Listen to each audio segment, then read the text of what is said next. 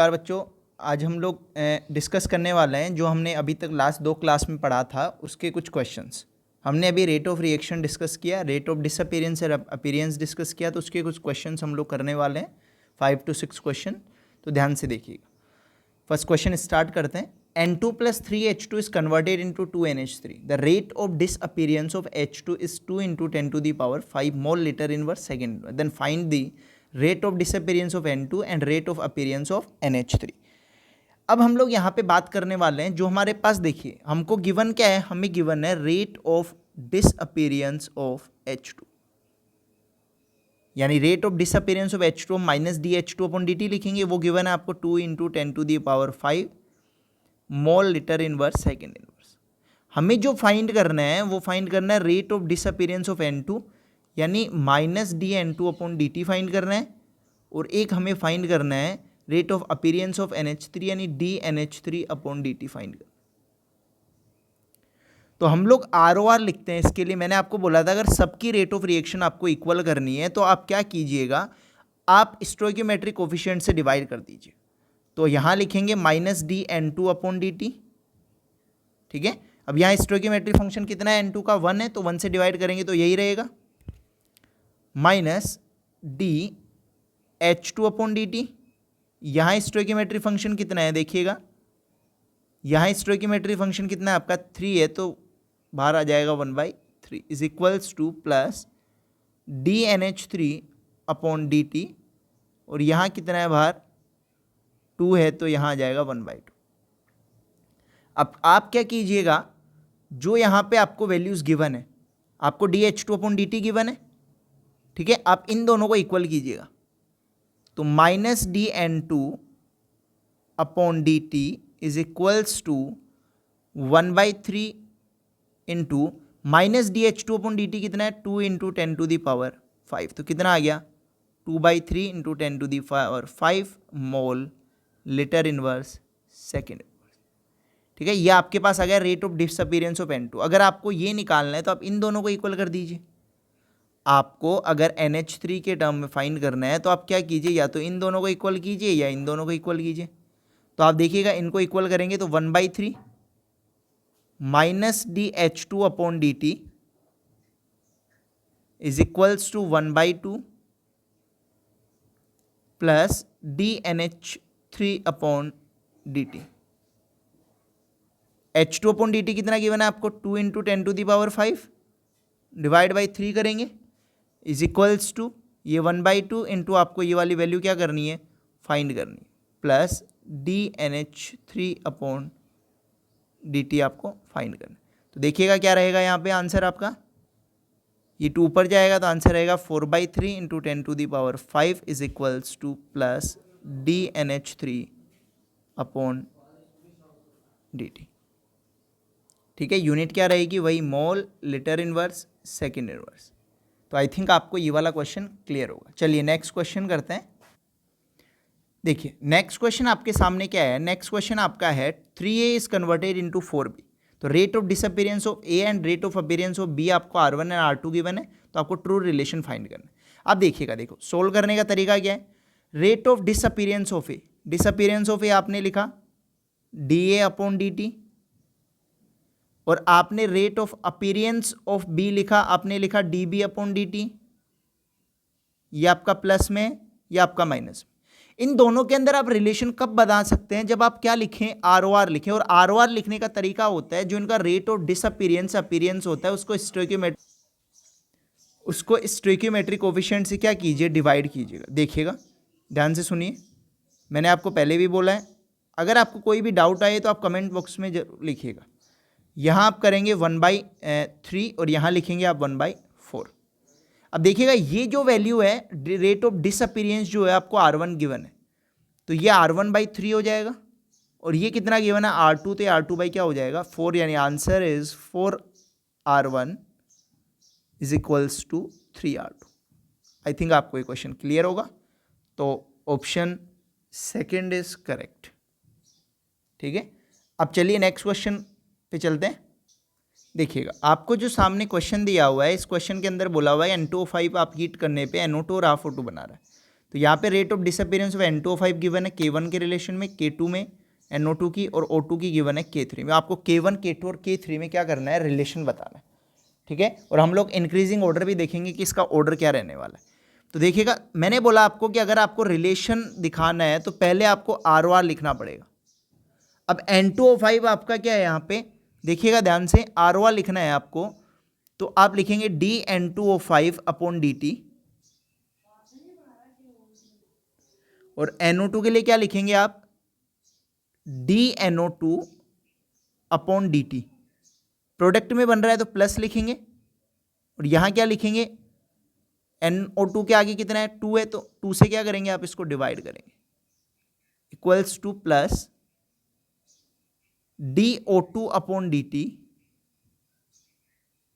और यहां कितना लिखेंगे आप, 1/2 से डिवाइड करेंगे, 2 कहां जाएगा, ऊपर आ जाएगा।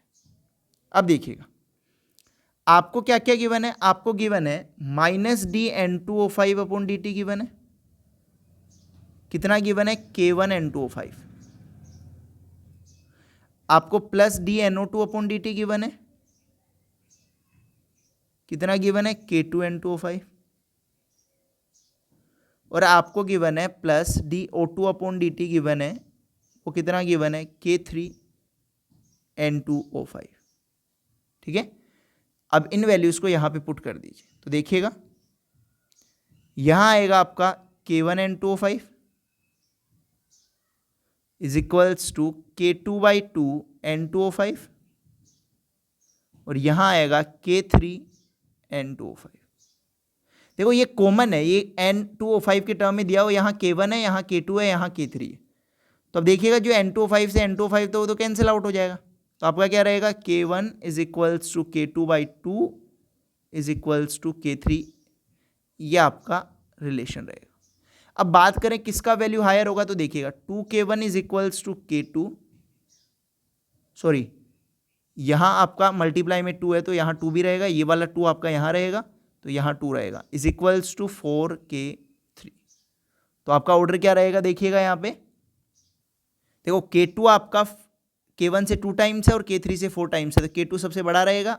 उसके बाद K1 और K3 में रिलेशन देखिएगा, K1 और K3 में रिलेशन कितना है, K1 is equals to 2K3, यानी K1 जो आपका है वो 2 टाइम्स बड़ा है K3 से, तो आपका K1 रहेगा, उसके बाद में K3। आई थिंक आपको ये क्वेश्चन क्लियर होगा। चलते हैं नेक्स्ट क्वेश्चन पे। देखिएगा ये काफ़ी अच्छा क्वेश्चन है, यहाँ पे आपको केजी की फॉर्म में गिवन है, यानी आप अगर rate of disappearance of SO2 given है और rate of appearance of SO3 आपको क्या करनी है, फाइंड करनी है। और अगर मैं इक्वेशन की बात करूँ तो इक्वेशन आपके पास है 2SO2 plus O2 is converted into 2SO3, ठीक है। तो देखिएगा यहाँ पे अगर ROR लिखेंगे तो हम लोग क्या लिखेंगे, -dSO2 upon dt into 1/2 is equals to 1/2 plus dSO3 upon dt। तो यहां देखिएगा 1/2 से कैंसिल हो जाएगा, कोई सिग्निफिकेंस नहीं है यहाँ पे। अब बात करते हैं यहाँ की, आपको जो एक केजी में गिवन है, बट रेट ऑफ रिएक्शन तो हम लोग मोल्स में लिखते हैं, तो पहले इसको मोल में कन्वर्ट करिएगा। हम लोग यहाँ पे अगर किलो मोल में डायरेक्ट ले लेंगे, केजी में तो हम लोग डायरेक्ट किलो मोल में ले लेंगे। तो देखिएगा 3.2 into 10⁻³ divide by molecular weight कितना है SO2 का, 64। तो ये कितना आ जाएगा आपका 1/20 into 10⁻³ kilo mole second inverse, ठीक है। यह आपका आ गया dSO2 -dSO2 अपॉन dt। यहाँ पे पुट कीजिएगा 1/20 into 10⁻³ is equals to plus dSO3 upon dt। अब ये भी आपको किसके टर्म में चाहिए, ये आपको वेट के टर्म में चाहिए, यानी आपको ये मोल्स के टर्म में नहीं चाहिए, या आपको किसके टर्म में चाहिए, वेट के टर्म में चाहिए। तो वेट के टर्म में आपका क्या रहेगा, देखिएगा इसको हम लोग क्या लिखेंगे, मोल्स को क्या लिख सकते हैं, यहाँ जो कॉन्सेंट्रेशन है वो कॉन्सेंट्रेशन मोल्स के टर्म में, तो मोल्स को लिख सकते हैं हम given mass upon molecular mass. तो यहाँ लिख सकते हैं 1 upon molecular mass into plus direct लिखते हैं DWSO3/dt, यानी वेट के टर्म में रेट निकालनी है और मोलिकुलर मास कितना है इसका 80, SO3/dt। तो 1/20 इंटू 10⁻³ मल्टीप्लाई होगा 80 से, तो 10⁻³ इंटू 80, तो ये आ जाएगा 4 = DWSO3/dt। तो ये आ जाएगा 4 into 10⁻³ kg second inverse DWSO3/dt। आई थिंक आपको ये चीज़ क्लियर होगी, ये क्वेश्चन आपको क्लियर होगा।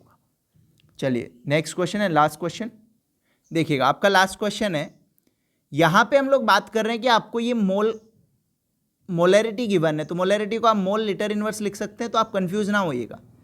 तो आपको यहाँ पे रेट ऑफ डिसअपीयरेंस गिवन है H2 की और रेट ऑफ अपीयरेंस फाइंड करनी है HI की। आपको आपको ये इक्वेशन पता है H2 + I2 is converted into 2HI।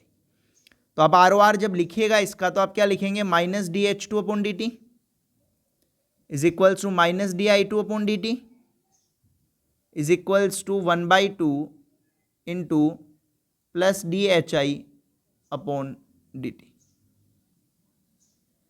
ठीक है, आपको HI का फाइंड करना है, H2 का गिवन है, आप इन दोनों को इक्वल कीजिएगा, -dH2/dt is equals to 1/2 into plus DHI/dt।